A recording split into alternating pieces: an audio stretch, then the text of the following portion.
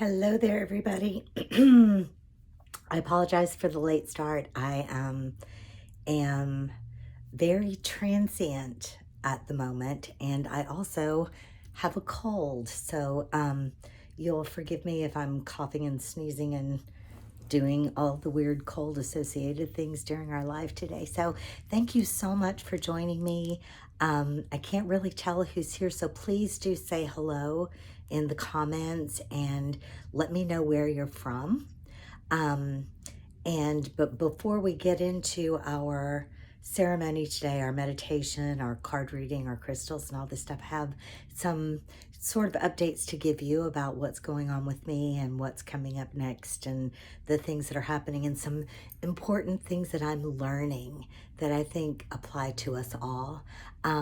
So if this is your first time joining me, then you might not be aware of what's been going on. But basically for the past 10 years, I have been sequestered in a beautiful little magical cabin on a mountainside in the Appalachian Mountains of East Tennessee. And over the last year, I've been called to set aside the hermit lifestyle and to head out into the world. Now, this time that I spent there alone in solitude and nature and just really being with myself was incredibly valuable and incredibly needed. I needed the time to really get to know myself, to really get to like myself, and to be happy and comfortable in my own company no matter what, and to strengthen my spiritual connection without all of the distractions of the outside world. And so that was absolutely wonderful and amazing. But then, a couple of weeks ago, I've sold everything, the house and all of its contents. I'll be letting go of my car in the next month and heading off to see the world. So at this time, I am sort of bouncing around Middle Tennessee, staying mostly with my family, but visiting friends. And so today I'm in the spare bedroom of my dear, dear friend. And also this is the bedroom of the young artist who painted the art that is the only thing that I consider irreplaceable and priceless and came with me on this journey and got to be stored away. So I'm in Tullahoma, Tennessee, if that means anything to anybody. And so the thing about this cold and the things that I learned is that I never get sick. I pride myself on being very healthy and having a very strong immune system. In addition to being a happiness coach and a spiritual mentor, I'm also a health coach. And so I engage in a very healthy lifestyle and honor my body. And so when I got this cold, I was like offended, and it was very, very strange ego reactions to getting a cold. And it's very, very easy to be perfectly calm, perfectly relaxed, perfectly without stress, perfectly healthy when you are alone on the side of a mountain. When you are out in the world around other people, engaging in parties and events and celebrations and things like that, then suddenly life is much more complicated. But this is where we grow, right? And so being able to notice how pride is a tricky word, because yes, we do want to feel pride in our accomplishments. We do need to feel appreciative of ourselves and give ourselves praise for following through on things. So pride is not a bad thing, but pride can also be very much ego. And so if you think about this, if I am so proud of myself for this, there's almost a comparison to other people. I did this and you didn't. I'm healthy and you're not. I never get sick and you get sick all the time. All of these things happen in our beautiful, blessed, miraculous, and amazing human brains. But these are all opportunities for us to choose differently. To go, you know what? Okay, I see where my ego is wanting to be the boss in this situation. And I'm going to choose instead to be in grace. I'm going to choose instead to be in humility, right? And in forgiveness and self-forgiveness and looking for the gifts. So it's okay with me that I have a cold. It doesn't make me less. And everything's working out perfectly. All right, so if this is your first time here, what I always do before, as I'm preparing for this gathering, is I first draw a crystal. And the crystal that I drew today was a lapis lazuli, which is associated with the throat chakra, which is very appropriate for what I have going on with my common cold. And since tomorrow is the new moon, today I also did a little special intention setting sort of ritual in my little miniature travel cauldron. There's a little piece of paper in here that I've written some basic intentions that are good for all of us all the time, but especially during this holiday season. So freedom, health, harmony, happiness, peace, joy, wisdom. And the big inspiration that I got for this intention setting ceremony was grace. We need to give one another and ourselves so much grace. And if we are choosing in every moment of our lives to look at other people, to look at life, to look at the world with pure, unconditional love, no matter what, this is how we let in the light. And the more difficult it is, the more light we let in. So if you are able to look at a serial killer without judgment, you're flooded with light, and this light fills you and overflows onto everyone that you encounter in the entire world. And then another important point that has been showing up for me lately that I want to be sure to remind you of is that you are the final authority on your life and the way that you view God, the way that you view the Creator, the way that you approach your own spirituality. Now, I am honored and blessed and grateful that I get to be a teacher and a guide and a mentor and hopefully an inspiration to you on this journey. But that's where it ends. These are your choices. So any teacher that has your best interest in mind is teaching you how to find your path, not saying this is the path, come with me on this path, if that makes sense. Because spirituality is between you and your highest self, you and your maker, you and the Creator, God, the universe, Allah, whatever word you choose to call the force that beats your heart. We need not be tangled up in the labels. We need not be tangled up in the words.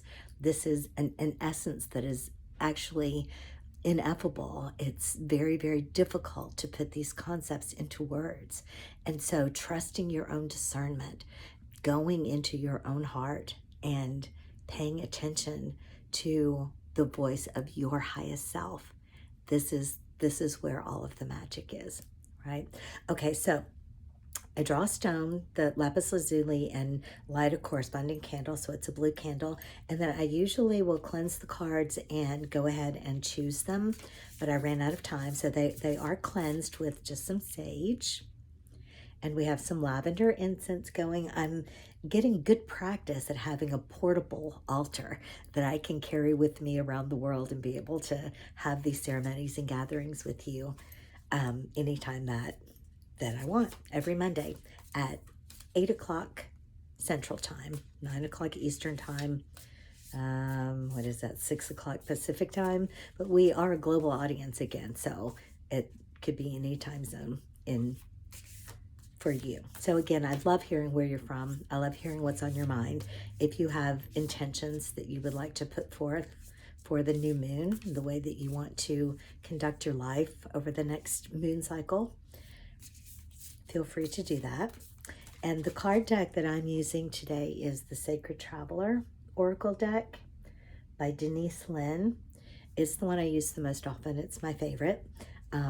But I have another set, the Sacred Rebel, that's on its way. I have a Alana Fairchild deck that's on its way that we're going to play with some as well. And then I'll be deciding which ones are going to Costa Rica with me next month and to Ireland in the spring. And I hope that you will click the follow button so that you're notified of when we're going live, when we have new content, all of those things. And of course, your donations are always deeply, deeply appreciated and help me to further this work in the world, but never ever expected. I'm just grateful to be here with you. Gratefully receiving miracles. See, thank you and welcome. All right. So I draw the 3 cards and leave them face down. And then we go into meditation and just sort of see what messages Spirit has for us in general, based on the collective energy of those that are gathered here, but also the collective energy of anyone who will ever witness this video, because these kinds of events happen outside of time and space. So even if you're watching this a year from now or tomorrow or next week, the messages that you receive are going to be exactly perfect for you in that moment. Allison needs to make big decisions right now to pursue what makes me happy. That's wonderful.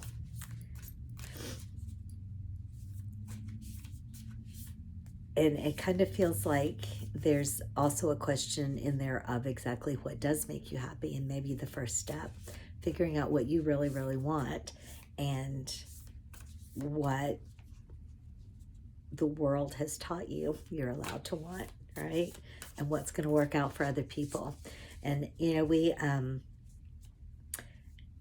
often assume that other people in our lives are going to be upset by choices that we make, and a lot of times it winds up not being the case. It winds up not being true. So that's just a little bit of insight that just popped into my head for you, Allison. All right, so I'm going to put the 3 cards here for when we come back out of our meditation. All right, so if you have never meditated with me before, there's a little spiel that I always give you in the beginning. If you're returning and you've been here before, you know what to do. You can go ahead and get in your favorite meditation position. So the idea of a daily spiritual ritual is that you make this a priority. You make it a point to spend a segment of your day connecting with your deepest self, connecting with who you really are, filling yourself up with stillness and peace and silence and serenity, so that you have that reservoir to draw on all throughout your day. Whenever anything challenging happens, you're able to say, you know what? I choose peace, I choose love. And you are able to teach yourself through a regular meditation practice to be able to pause and choose your action instead of just going through your day being a reactor at the mercy of other people and circumstances and events in your life. So if you are comfortable and feel good in your body, you are much more likely to return to this practice day after day after day. So that's the message. No matter whatever is going on with your body, let it be the boss. So you can do these meditations lying down or standing up or walking around or in any position that feels good to your body. So your body gets to be the boss first. Having said that, if it feels good to you to be in a seated position with a straight line between your sit bones and the crown of your head, this is a beautiful feeling and visualization of the conduit that you are between the divine and this mortal plane.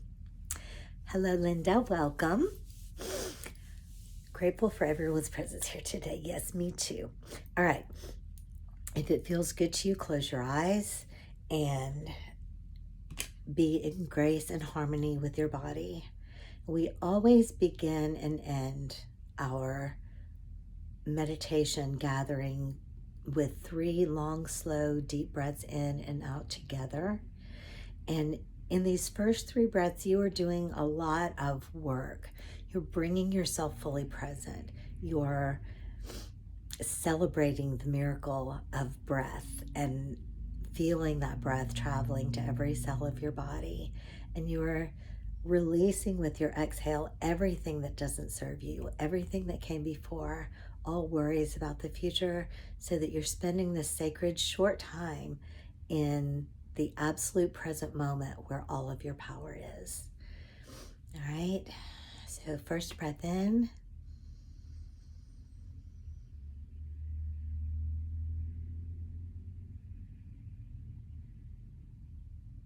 And release.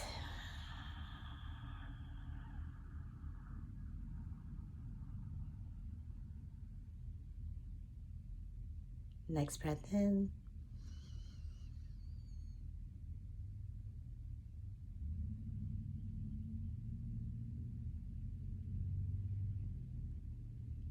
And release.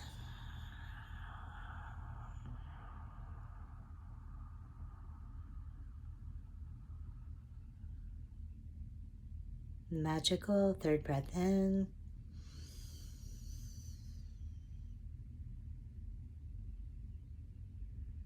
And release.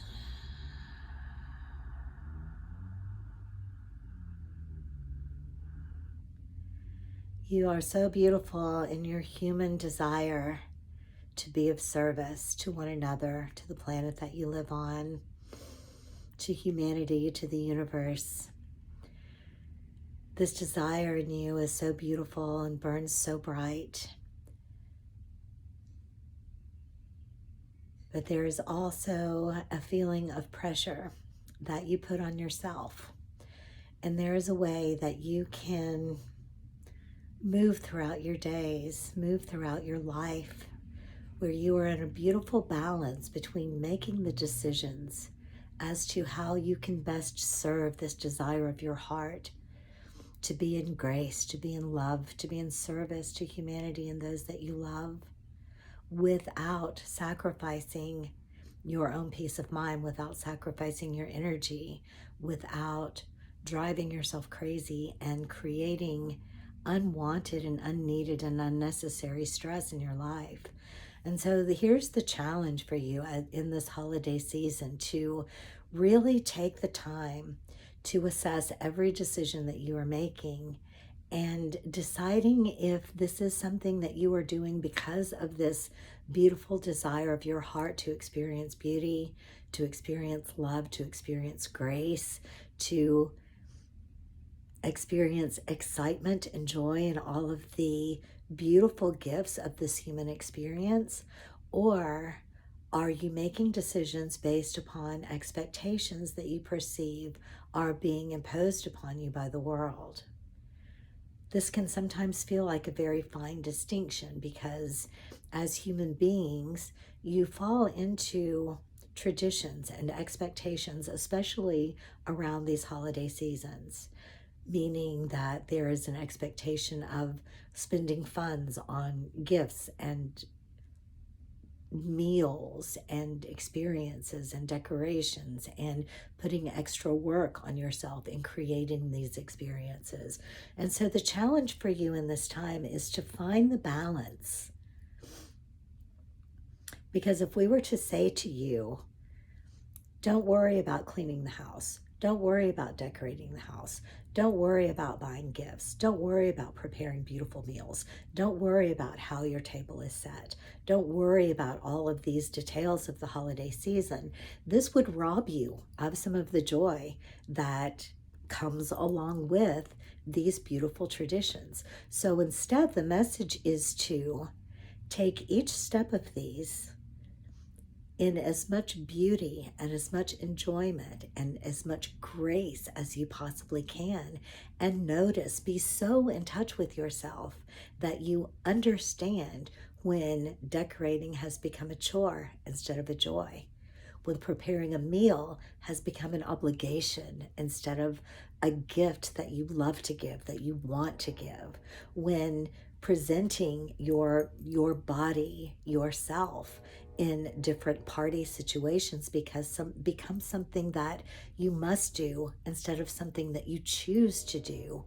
and remake these decisions in every single moment. And the magic here is that it's not necessarily a shift in what you are doing. It is a shift in the energy and the intention that you are bringing to what you are doing. And you always have the power to stop and choose again, over and over and over again, every single moment, so that you are infusing every single moment of this existence with grace and with peace and with joy and with beauty. And you are choosing to set aside obligation, set aside the shoulds, set aside the expectations that society and your culture have placed upon you for all of your days, and most especially during this time of celebration when so many traditions are brought to bear. You get to decide which traditions still serve you and which to keep. You get to decide when to create new traditions that serve your heart, that serve your family, that serve your community. This is an ever-changing and evolving world, and you are powerful co-creators in the way that this world is evolving from this point forward. And this is the message: to be in grace, to be in balance, to be in choice, to put your own joy, your own pleasure, your own appreciation first, and then watch how you are able to magnify and multiply all of this in your sharing. And that in this way of being in touch with yourself, in love with yourself, serving yourself, you are being the opposite of selfish, because you are filling yourself up so much that you cannot help but be a shining beacon, an overflowing vessel of love to everyone that you encounter. So much love, so much grace, so much positive regard for the precious divine being that you are in this and all seasons. Okay. Right. Okay, so let's have a look at the cards that we drew. The first is staying focused, and the message is to hold the course. And I always look at all three cards together because they often tell a story. And the next is reaching your destination. And the message is that your light is shining brightly.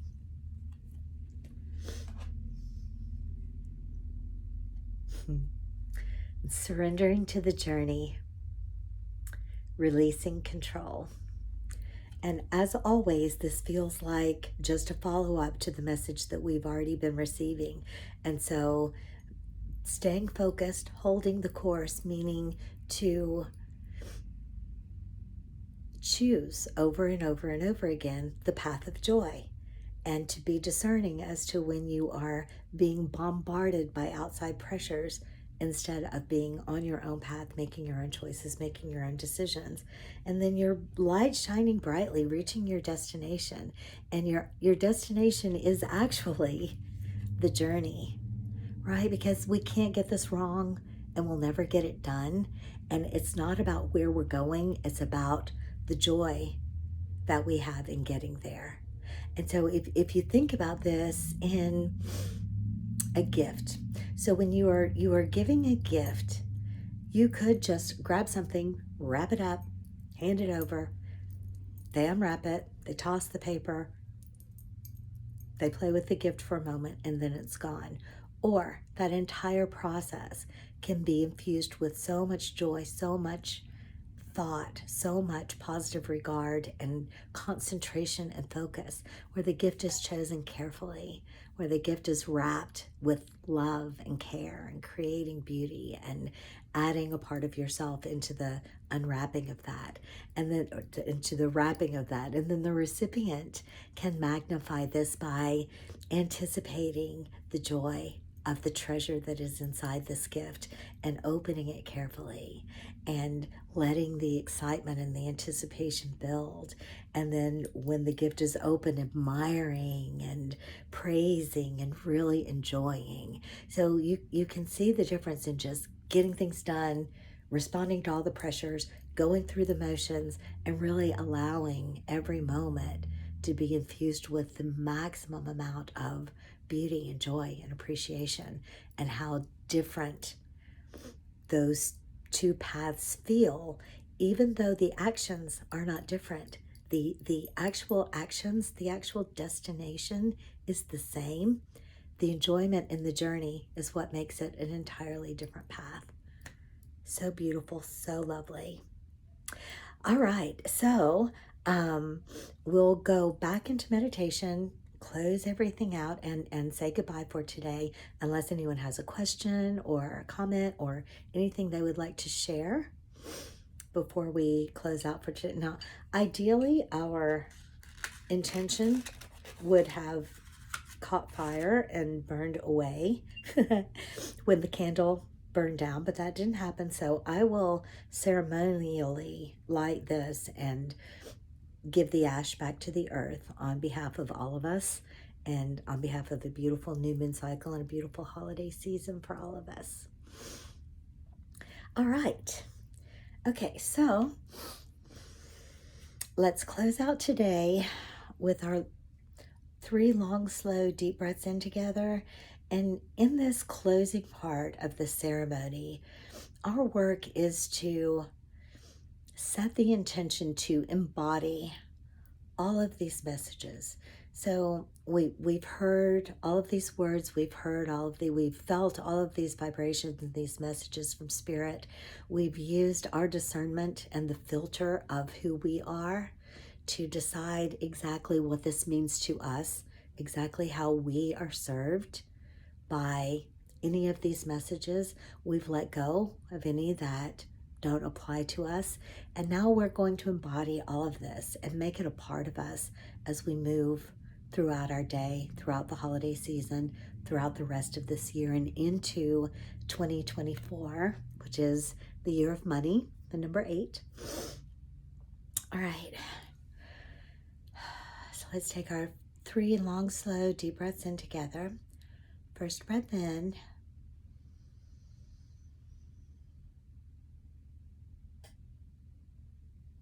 And release.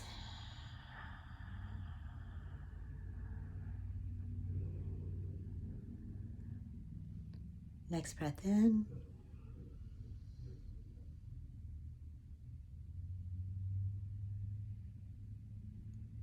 And release.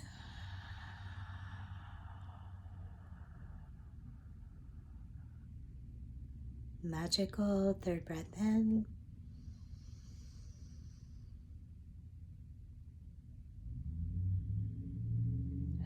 And release. Great Spirit, we are so grateful for this time together, where our energies are joined, our intentions are magnified by intentionally being here in this sacred space together for this sacred time. We will all move forward into the world embodying this love, embracing the intention to be the conduit of unconditional love, to be a bright, shining beacon for all those who wish to stand in our light. We honor the magic of being the powerful co-creators of this universe. We willingly step forward in appreciation and love and joy, walking in beauty, walking in grace, embracing the power of choice, and being who we really are and who we came here to be. And together we say yes and thank you, and so it is, and namaste. All right, I love you all so much. Thank you so much for being here and being okay with my scratchy voice and common cold symptoms. And I hope that you'll join me back here next Monday morning and every Monday morning. I'm not sure exactly what town, what location I will be in next Monday morning, but it will be somewhere different. It's 8 o'clock Central Time, And be sure to click the follow button so that you get a notification whenever we're going live or sharing new content or anything like that. I love you so much. Merry Christmas, Happy Hanukkah, Happy Holiday Season, all the wonders of Yule and celebrating the fact that it's Monday. I love you all. Mwah. See you soon.